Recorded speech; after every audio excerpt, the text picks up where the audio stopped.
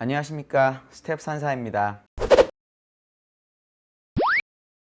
오늘 제가 좀 드리려고 하는 얘기는 11월 시장 전망입니다. 11월에 어떻게 하는 게 좋을까? 사실 지난달에 주가가 미국이 되게 괜찮았거든요. 그래서 많이 고민 있으실 것 같아서 제 의견을 말씀드리려고 합니다. 오늘 지금 촬영일이 지금 11월 4일이고요. 어젯밤 사이에 엄청나게 많은 데이터가 나왔고 FOMC도 있었습니다.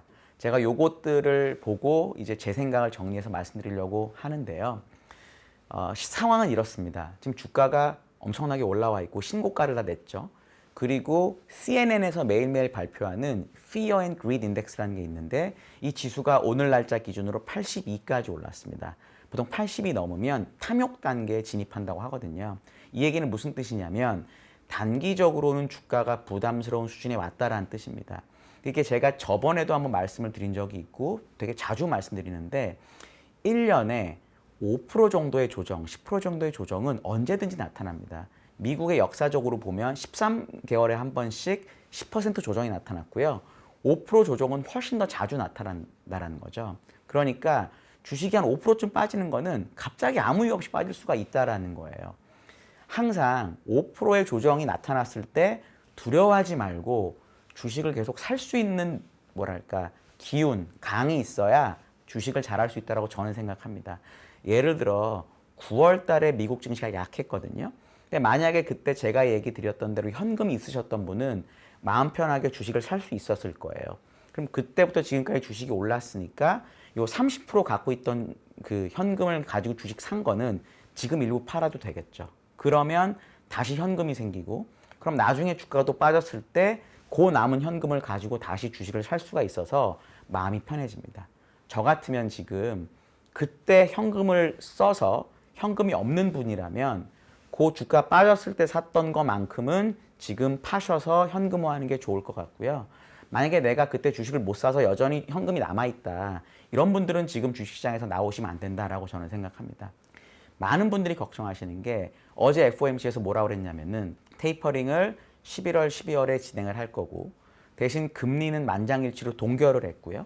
그리고 12월 이후에 테이퍼링에 대해서는 좀 고민해서 시장 상황 보고 하겠다라고 이야기를 했습니다. 그리고 이제 파월 의장이 그 질문에서 한 건 뭐냐면 테이퍼링이 이 추세로 가면은 내년 6월 달에 끝나게 되는데요. 테이퍼링이 끝난다고 해서 바로 금리가 올라가는 건 아니다라는 언급까지 했습니다. 사실 그 언급이 나오면서 주가가 다시 급반등을 했는데 저는 이렇게 생각합니다. 테이퍼링하고 금리 인상이 두 개 다 주식에 좋을 리가 없죠. 테이퍼링은 어차피 유동성을 줄이는 거고요. 어쨌든 금리 인상은 어쨌든 주식의 경쟁 상대가 되는 채권의 매력이 올라가는 거니까 둘 다 좋을 수가 없어요. 거기다 금리가 올라가면 할인율도 올라가기 때문에 주가의 밸류에이션도 떨어뜨립니다. 그래서 테이퍼링이나 금리 인상 얘기가 나오면 다들 긴장하시는 이유를 전 알아요. 근데 역사적인 사례를 보면 금리 인상 초기에 주가가 폭락하지 않습니다. 그래서 제가 생각하는 것은 이번에 예를 들어 테이퍼링 하죠. 내년 8월에 뭐 6월에 끝난다고 치고 그럼 금리는 바로 올린다고는 안 했으니까 몇 개월 있다 올린다고 하면 금리가 처음 올라가는 시기는 내년 하반기도 후반쯤이 될 것 같아요. 그러면 지금부터 1년 후고 그러면 거기서 금리를 또 쭉 올리기 시작하면 1년 이상 걸리기 때문에 과거 사례를 봤을 때 우리가 걱정해야 되는 주가의 폭락, 테이퍼링이나 금리 인상 때문에 나타나는 주가의 폭락은 최소 2년은 남았다는 거죠. 저는 그렇기 때문에 아직도 미국 증시에 대해서는 되게 좋다라고 생각을 하는 편이고요. 과거 사례를 좀 말씀드려 보면 2018년 4분기, 2008년, 2001년 그리고 80년대 초반 요때 주가가 많이 빠진 적이 있었거든요. 2018년 12월 4분기엔 어떤 일이 있었냐면 미국의 금리가 15년부터 쭉 인상이 되다가 시장 금리가 18년 4분기에 3%를 찍으면서 갑자기 주가가 20% 빠진 적이 있었습니다.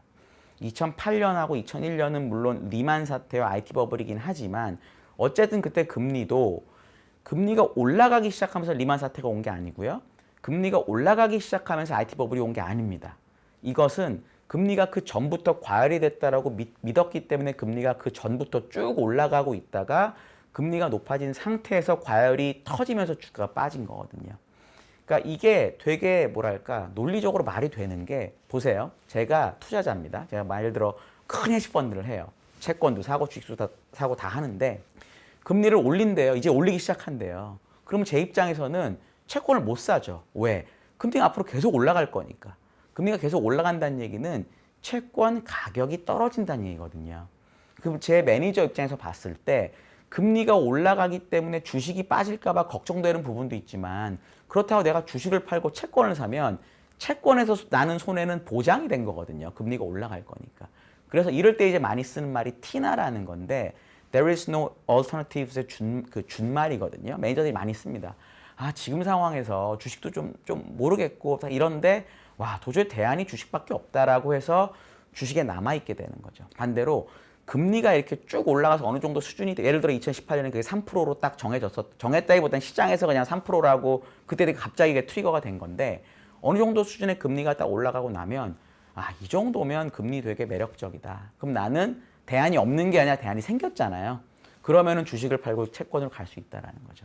그래서 그런 관점으로 생각해 보면은 테이퍼링이 시작이 되고 금리 인상의 초기에 주식이 많이 빠진다는 것은 역사적으로 검증되지 않았다라는 것을 제가 말씀드립니다. 그럼 이번 달에 어떤 전략으로 하는 게 좋을까 생각을 해보면 제가 이제 매달 이글스라는 자료를 내고 있는데요. 10월 이글스에는 저희가 경기 민감주, 특히 금융 같은 거 좀 사보자라고 내용이 있었습니다. 그래서 저희 선호업종이 리포트에 항상 맨 표지에 들어가는데 저희가 정보 기술을 쭉 가져가다가 지난달에 금융으로 바꿨었거든요. 근데 이제 금융이 운 좋게도 좀 지난달에 주가가 많이 올랐고 제가 보는 이제 사이클의 변화가 생겼기 때문에 그 금융 대신에 이번 달에 다시 정보 기술로 바꿨습니다. 이유가 크게 두 가지가 있는데요. 첫 번째는 이 금융은 저는 여전히 경기 민감주, 에너지 소재, 산업재 이런 것들 중에서는 제일 좋다고는 봐요.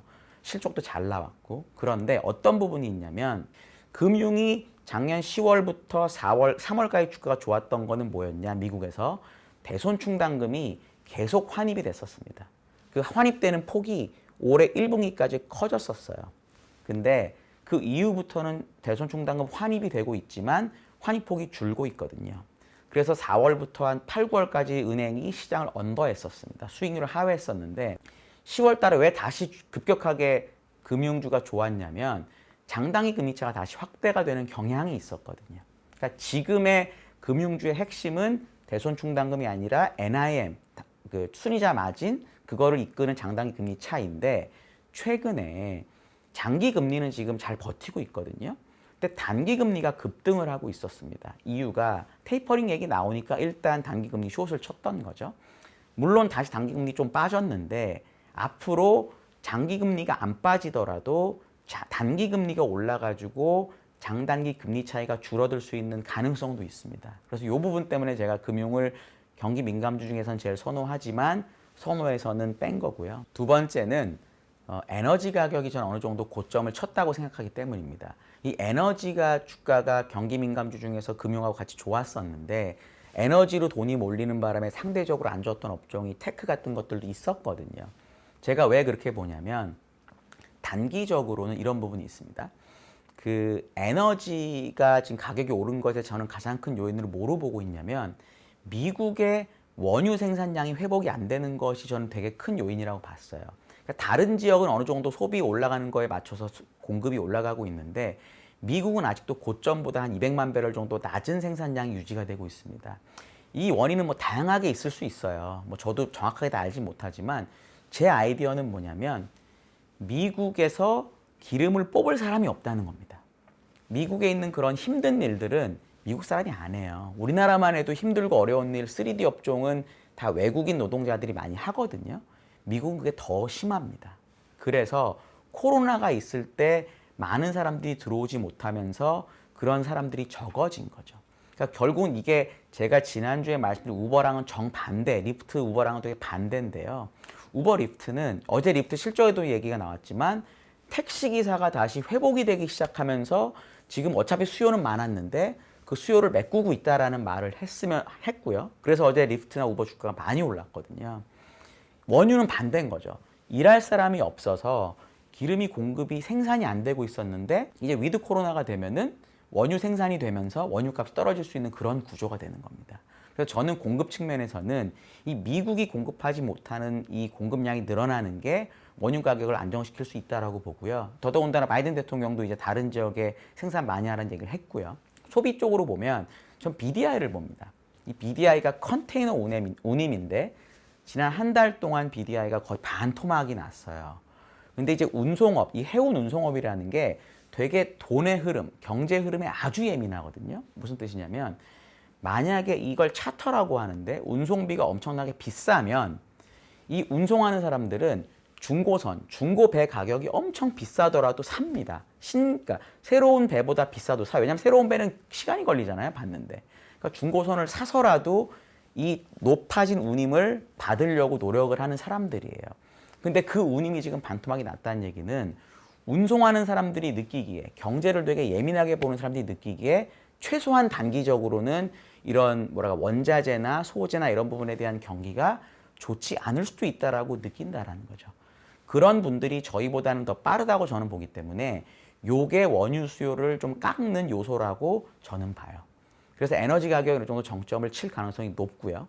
그러면 대안으로 떠오를 수밖에 없는 업종은 결국 정보기술이다라고 저는 생각을 합니다. 그럼 정보기술 중에서 뭘 사는 게 좋을까 말씀드려야 되는데 제가 이번 달 이글스에서 택한 종목은 대만의 TSMC입니다.